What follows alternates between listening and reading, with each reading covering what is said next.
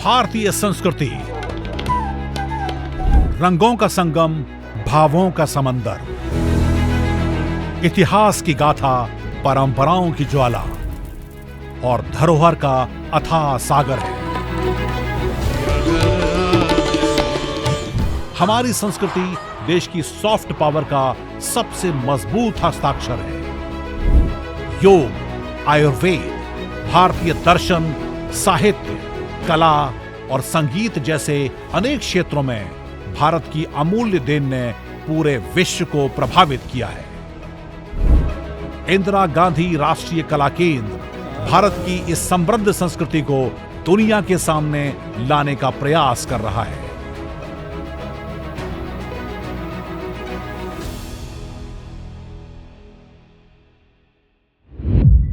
नमस्कार। कला और परंपरा की उस अनोखी यात्रा में एक बार फिर से आपका स्वागत है, जहां हर रंग, हर राग और हर रचना में बसती है भारत की आत्मा। मैं हूं नमिता सचदेव और आप देख रहे हैं IGNCA का विशेष साप्ताहिक कार्यक्रम संस्कृति संवाद, एक मंच जहां भारतीय संस्कृति की जीवंत कहानियां हर सप्ताह आपके साथ साझा की जाती हैं। हमारा देश सिर्फ एक भौगोलिक क्षेत्र नहीं, बल्कि एक विचार है जो विविध भाषाओं, रीति रिवाजों और परंपराओं को एक सूत्र में पिरोता है। ये शो सिर्फ जानने का माध्यम नहीं, बल्कि जुड़ने का एक अनुभव भी है, हमारी जड़ों से, हमारे मूल्यों से और हमारी सांस्कृतिक चेतना से। तो आइए सफर की शुरुआत करते हैं और जानते हैं इस एपिसोड में क्या कुछ खास है आपके लिए। पेश है आपके सामने आज की प्रमुख झलकियां। पश्मुखानंद संगीत सभा एक साथ आए और 11वीं त्यागराज आराधना का भव्य आयोजन किया। हम संग ना करो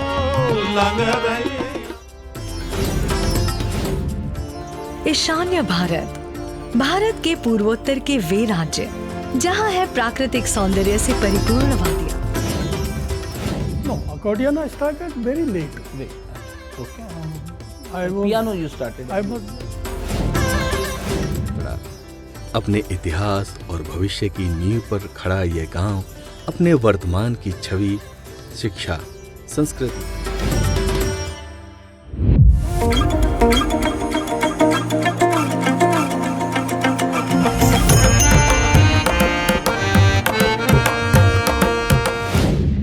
IGNCA और इसके 10 क्षेत्रीय केंद्रों में हर सप्ताह book discussion, painting exhibition, seminars, प्रसिद्ध कलाकारों की सांस्कृतिक प्रस्तुतियों के साथ ही कई कार्यक्रम आयोजित होते रहते हैं। साप्ताहिक सुर्खियों के इस खास सेगमेंट में हम आपको दिखाते हैं कि बीते दिनों IGNCA के अंतर्गत कौन कौन से मुख्य आयोजन हुए। तो आइए एक नजर डालते हैं सुर्खियों पर। दिल्ली के सांस्कृतिक जगत में एक अनूठा दृश्य देखने को मिला। दिल्ली के सांस्कृतिक जगत में एक अनूठा दृश्य देखने को मिला जब इंदिरा गांधी राष्ट्रीय कला केंद्र और पश्मुखानंद संगीत सभा एक साथ आए और 11वीं त्यागराज आराधना का भव्य आयोजन किया। IGNCA में समवेत ऑडिटोरियम में आयोजित इस सांगीतिक कार्यक्रम में प्रोफेसर डॉक्टर ऋचा कंबोज कृष्ण स्वामी ने अपनी गरिमामयी उपस्थिति से समारोह की शोभा को बढ़ाया। इस अवसर पर श्रेष्ठा हरिहरन ने संत त्यागराज की रचनाओं को अपने मधुर स्वर में कर्नाटक गायन शैली में प्रस्तुत कर श्रोताओं को मंत्रमुग्ध कर दिया। इंदिरा गांधी राष्ट्रीय कला केंद्र के क्षेत्रीय केंद्र गुवाहाटी ने एक आकर्षक व्याख्यान प्रदर्शन का आयोजन किया। इसका विषय था gesture is secret expression, a study of Shri हस्त इन सत्रिय डांस एंड ड्रामा। इस अनूठे कार्यक्रम का संचालन प्रसिद्ध विद्वान डॉक्टर मल्लिका कंदली ने किया, जिन्होंने अपने शोध और प्रस्तुति के माध्यम से सत्रिय नृत्य में हस्त मुद्राओं की गूढ़ता और सांस्कृतिक गहराई को सामने रखा। इस मौके को खास बनाया संगीत नाटक अकादमी पुरस्कार से सम्मानित नृत्यांगना सुश्री शारदी सैकिया की गरिमामयी उपस्थिति ने। साथ ही स्वप्निल बरुआ भी विशेष रूप से इसमें उपस्थित रहे। ये आयोजन न सिर्फ एक सांस्कृतिक अनुभव था, बल्कि भारत की अभूत सांस्कृतिक विरासत को संरक्षित करने की दिशा में IGNCA की प्रतिबद्धता का प्रमाण भी था। सुर्खियों के बाद अब बढ़ते हैं आज के सांस्कृतिक संगम की ओर। अब वक्त है उस सेगमेंट का जो न सिर्फ कानों को सुकून देता है, बल्कि आत्मा को भी छू जाता है। कहा जाता है जब शब्द मौन हो जाएं तब सुर बोलते हैं, और जब सुर भी साधारण ना हो तब जन्म होता है रचना के देवत्व का। आज की प्रस्तुति एक ऐसा ही दिव्य अनुभव है। 2 स्वर, 2 आत्माएं, लेकिन एक ही सांस की तरह बहते हैं ये 2 शास्त्रीय गायकों की गायकी। जी हाँ, हम बात कर रहे हैं प्रसिद्ध शास्त्रीय गायक जोड़ी पद्म भूषण राजन साजन मिश्रा की। हिंदुस्तानी शास्त्रीय संगीत की इस अप्रतिम जोड़ी ने न सिर्फ रागों को जिया बल्कि उन्हें भाव, विचार और दर्शन से भर दिया। बनारस घराने की परंपरा में पले इन सुर साधकों की गायकी में गंगा की निर्मलता भी है और शास्त्र की गहराई भी। पद्म भूषण से अलंकृत ये दोनों भाई ख्याल गायन को जन जन तक ले जाने वाले ऐसे कलाकार हैं जिनकी हर आलाप, हर तान, हर मींड एक यात्रा है। तो आइए सुनते हैं पद्म भूषण राजन साजन मिश्रा को।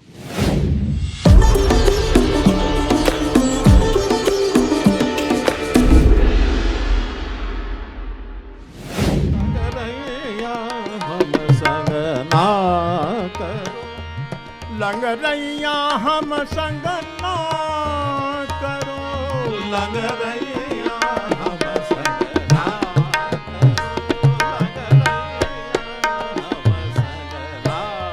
करो, रैया हम संग।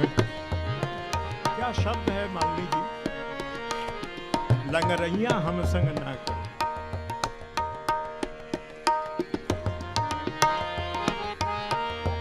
लंगरैया हम संग, कृष्ण को बोला जा रहा है।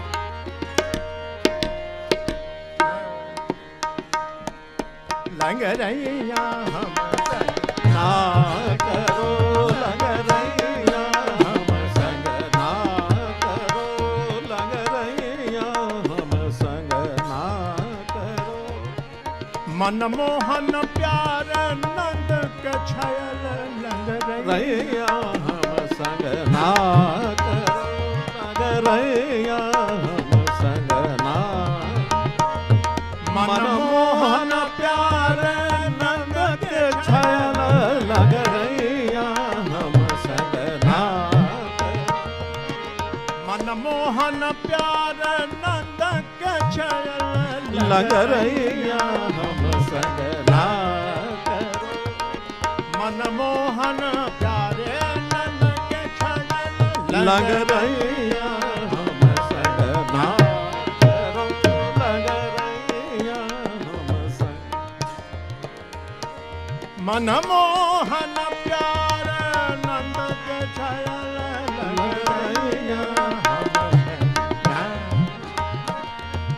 मनमोहन प्यारे नंद के छयल, मनमोहन प्यारे नंद के छयल, मनमोहन प्यारे नंद के छयल, मनमोहन प्यारे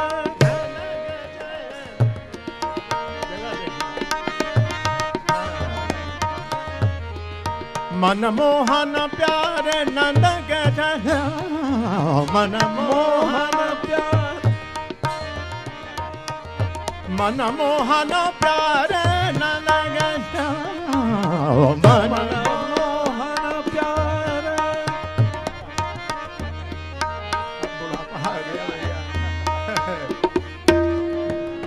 मनमोहन प्यारे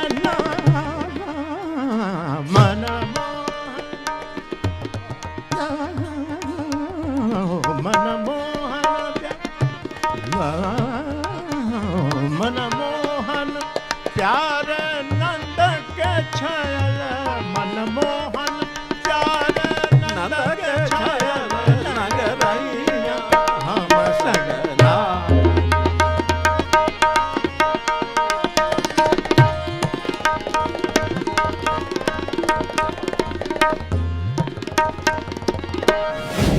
कानों में रस घोलने वाले इस अद्भुत गायन के बाद अब बात करते हैं अपने अगले सेगमेंट सिने सर्कल की।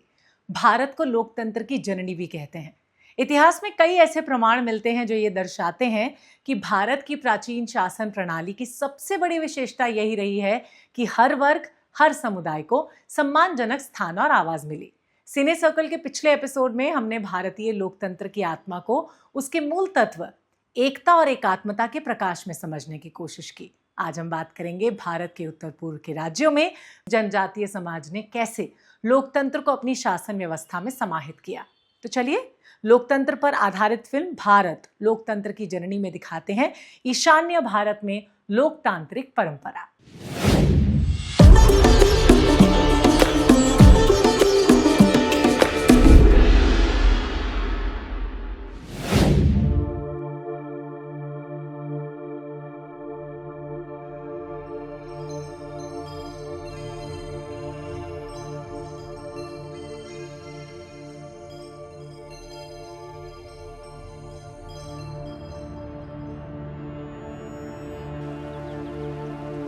ईशान्य भारत भारत के पूर्वोत्तर के वे राज्य जहां है प्राकृतिक सौंदर्य से परिपूर्ण वादियां, पर्वत श्रृंखलाएं और उनमें विविध संस्कृतियों के अद्भुत रंग। इन 8 राज्यों में अनेकों जनजातियां अपनी अपनी संस्कृतियों के अनुसार स्वशासित रही हैं।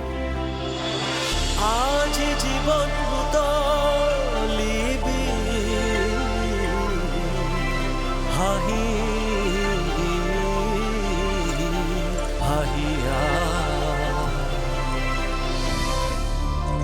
जैसे असम की तिवा जनजाति में आज भी लोरो, हाटारे, जेला, पिशाई, परिखा, देउरी और हारी जैसे पदाधिकारी मतदान द्वारा चुने जाते हैं।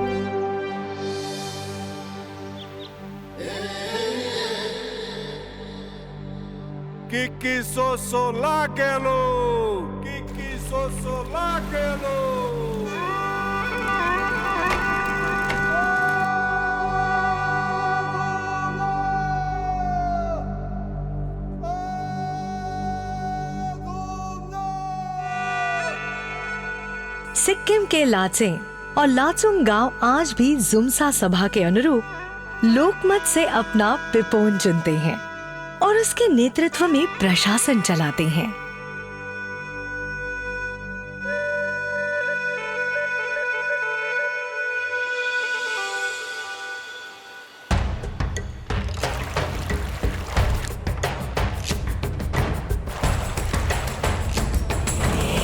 इसी प्रकार मेघालय की गारो जनजाति के लोग आज भी लोकमत से अपना नोकमा यानी मुखिया चुनते हैं।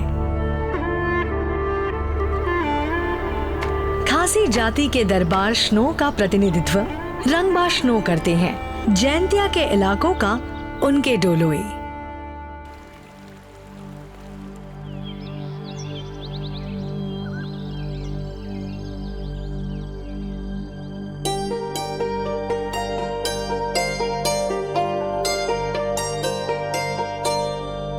वहीं त्रिपुरा की जोमातिया जाति की हौदा व्यवस्था के अनुसार सभी परिवार के मुखिया मिलकर हर 5 वर्षों में अपने ओकरा, पंचाई और चौकदरी का चुनाव करते हैं। ये पदाधिकारी विभिन्न क्षेत्रों का निर्देशन करते हैं।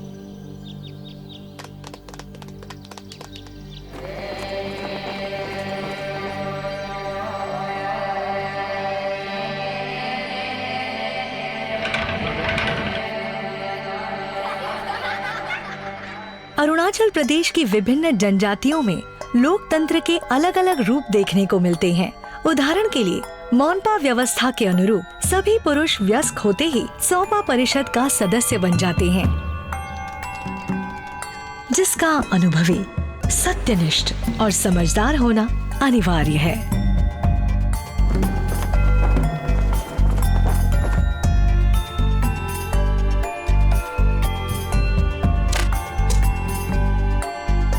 भारतीय पारंपरिक व्यवस्था के अनुरूप अरुणाचल प्रदेश में मौखिक संविधान है, जिसका क्रियान्वयन केबंग करते हैं।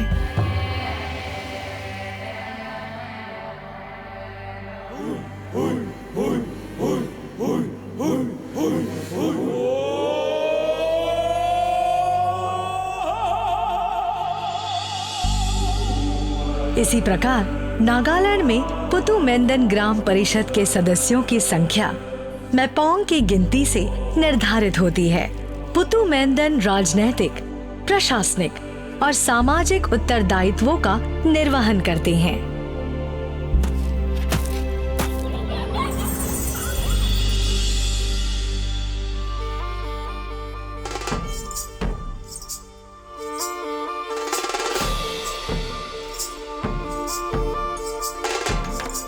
मिजोरम में ग्राम परिषद के अध्यक्ष की नियुक्ति प्रत्येक 3 वर्ष में होती है और उनकी सहायता ग्राम सचिव करती हैं। ये ग्राम परिषद भिन्न भिन्न प्रशासनिक कार्य करती है।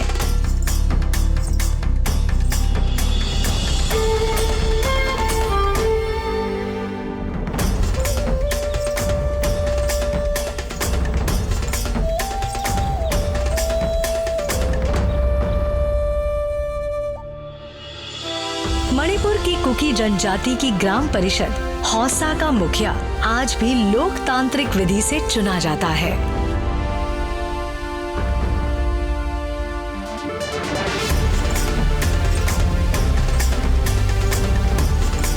लोकतंत्र की जन्मभूमि भारत के इन राज्यों में लोकतंत्र की परंपरा व्याप्त ही नहीं, अति प्राचीन भी है और आज भी जन कल्याण का सुदृढ़ आधार है।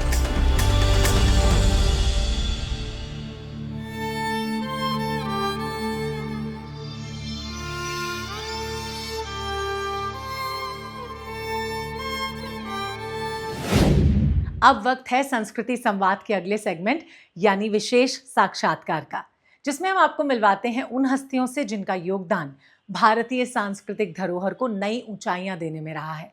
आज बात होगी संगीत की उस धारा की जिसमें वाद्य यंत्र अपनी एक अलग आत्मा लिए होते हैं। तानपुरा, वायलिन, गिटार, सरोद और बांसुरी समेत अनेक वाद्य अपने आप में एक अनूठा अनुभव है। इन्हीं में से एक है सुरों से सजा बेहद खास वाद्य पियानो अकॉर्डियन। आज हम आपको मिलवा रहे हैं उस कलाकार से जिनका नाम इस वाद्य के साथ एक मिसाल बन चुका है, इनोक डेनियल्स। जी हाँ, इन्हें संगीत की दुनिया में डैनी के नाम से जाना जाता है। संगीत की दुनिया में इनका सफर कई दशक लंबा रहा है और इन्होंने अनेक नामचीन गायकों और संगीत निर्देशकों के साथ काम कर अपनी अलग पहचान बनाई है। तो आइए सुनते हैं इनोक डेनियल्स के सुरों से भरे सफर की कुछ कहानी उन्हीं की जुबानी।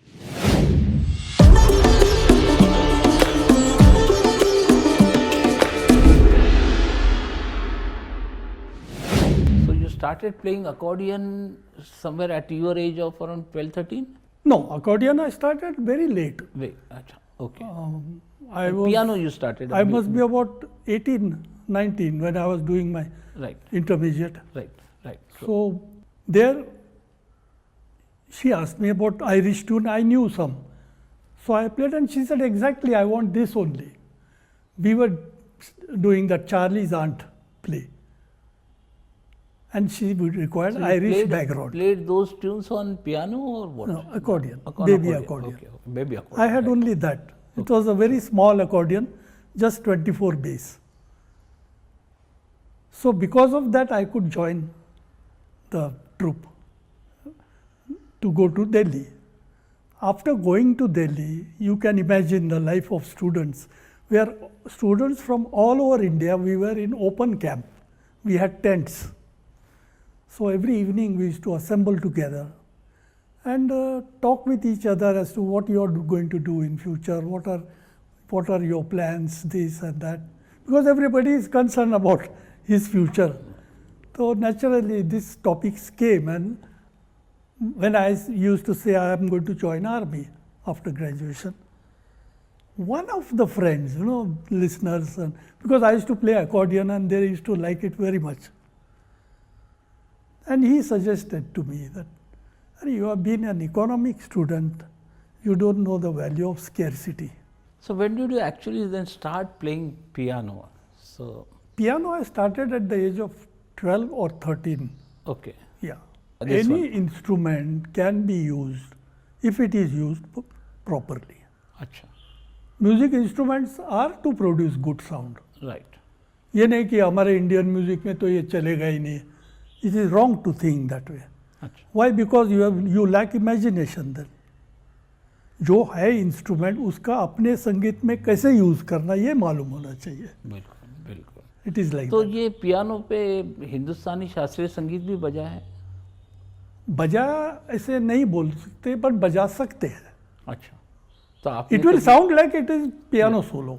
जी जी. और अकम्पनीमेंट में तो यूज किया है बहुत. अच्छा. सब अपने इंडियन क्लासिकल गाने हैं सब है. अच्छा. इसमें भी पियानो तो मसलन यूज मसलन कौन से कोई एक आध दो गाना आपको याद हो? नहीं, वैसे मैं आपको इंडियन स्टाइल का गाना पियानो पे बजा के वाह, एक्सप्लेन कर सकता हूँ. That will be a great thing sir. Okay, I will do that. उस जमाने में शंकर जयकिशन के गाने आने लगे थे. They were very popular. Right. तो we used to ask solo singers कि कौन से गाने आप गाना गाते that you want to sing. तो most of them were selecting Shankar Jaikishan songs. अब उसमें अकॉर्डियन था तो बजाने वाला कोई नहीं. फैंटास्टिक. तब luckily my classmate, one Sindhi classmate, he said अरे हमारे घर में एक बेबी अकॉर्डियन पड़ा है, तू ट्राई कर. So willingly I went and tried it, and it so happened that we became great friends, his family, and I used to be there every Saturday, Sunday. His father used to come from Bombay. We used to have musical night on Saturday and all that. Wow. And that's how I picked up the accordion from their house. And he happened to be a film distributor. Oh. And he was the person who said, if you decide to come to Bombay, I will introduce you to some people whom I know. तो SD. Burman की पहली मुलाकात उन्होंने करवाई थी. अच्छा, what was his name by the way? हाँ? What was his Mr. name? Parmanand. Mr. Parmanand. Yeah. So it was film Madbare ne, no? Yeah, society. Film Society. Society. First अच्छा अच्छा. There is one beautiful Lata उन्होंने song. सुना मेरे को audition में ऐसा, Yeah. और विदिन 3 days ही called me S.D. Burman. Recording. Right. और Because जब then रिकॉर्डिंग में गया तो मेरे out of the bunch of musicians, सब strangers, they were looking at me, I am newcomer. फिर भी उसमें से 5-6 ऐसे जो मेरे दोस्त बन गए. अभी आपने सुना प्रसिद्ध पियानो अकॉर्डियन वादक इनॉक डेनियल को. अब बढ़ते हैं संस्कृति संवाद के आखिरी सेगमेंट मेरा गांव मेरी धरोहर में. भारत की आत्मा गांव में बसती है, इसलिए गांव को और उसकी कला संस्कृति को संजो कर रखना बहुत जरूरी है. इसी सोच के साथ केंद्र सरकार national mission on cultural mapping परियोजना के तहत देश के हर गांव की कल्चरल मैपिंग करवा रही है. इस अभियान को नाम दिया गया है मेरा गांव मेरी धरोहर. और इस सेगमेंट में हम आपको देश के किसी एक गांव और उसकी लोक संस्कृति के साथ रूबरू करवाते हैं. तो आज इस सेगमेंट में देखिए राजस्थान के सगतड़ा गांव को.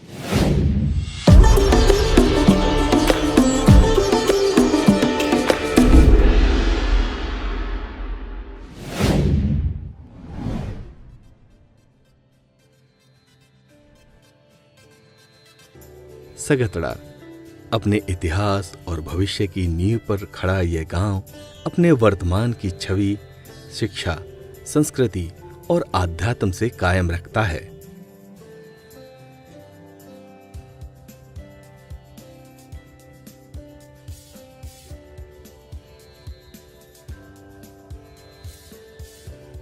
यहां मारवाड़ी और हिंदी भाषा बोली जाती है.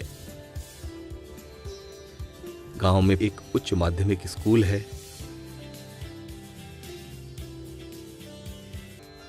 गांव में पक्के बने हुए घर और सड़कें हैं. आने जाने के संसाधनों की भी कमी नहीं है. यहां स्वच्छ पानी और 24 घंटे बिजली की सुविधा उपलब्ध है. यहां एक प्राथमिक चिकित्सा केंद्र की सुविधाएं भी उपलब्ध हैं. गांव में एक छोटा बाजार भी है जो हर शाम रोशनी और लोगों से भर जाता है.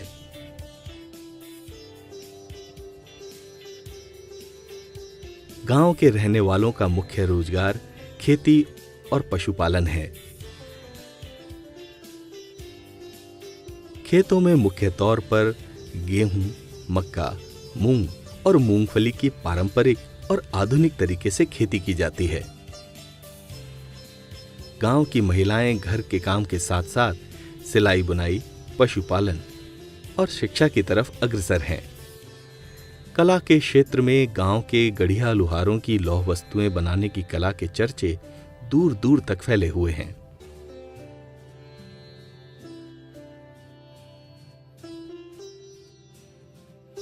गांव में हर जाति वर्ग के लोग साथ मिलकर त्योहार मनाते हैं. सती माता के मंदिर की बहुत मान्यता है. गांव के लोगों की यह अटूट मान्यता है कि इस मंदिर की स्थापना के बाद गांव में खुशहाली का वास है। गांव में बहुत से अन्य पुराने मंदिर भी हैं। एक 300 साल पुराना हनुमान जी का मंदिर और 200 साल पुराना कमलेश्वर महादेव जी का मंदिर भी है। पौराणिक, सांस्कृतिक और कलात्मक दृष्टिकोण से महत्वपूर्ण यह मनमोहक गांव आज प्रगति की राह पर अग्रसर है। तो ये था संस्कृति संवाद का हमारा आज का एपिसोड। उम्मीद करते हैं कि आपको पसंद आया होगा। वैसे आपके सुझाव हमारे लिए बहुत इंपॉर्टेंट हैं, इसलिए आप अपने सुझाव हमें इस ईमेल आईडी पे भेज सकते हैं। आपसे फिर मुलाकात होगी IGNC के स्पेशल प्रोग्राम संस्कृति संवाद के साथ DD भारती पर। फिलहाल मुझे इजाजत दीजिए और आप सब अपना बहुत अच्छे से ध्यान रखिए। हाँ, नमस्कार।